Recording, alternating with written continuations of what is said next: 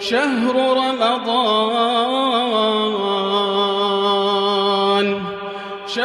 رمضان الذي أنزل فيه القرآن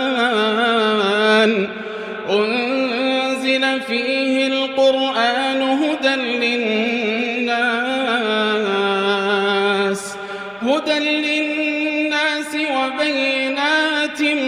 من الهدى والفرقان، فمن شهد منكم الشهر فليصمه، ومن كان مريضا أو على سفر فعدة من أيام أخر، يريد الله بكم اليسر ولا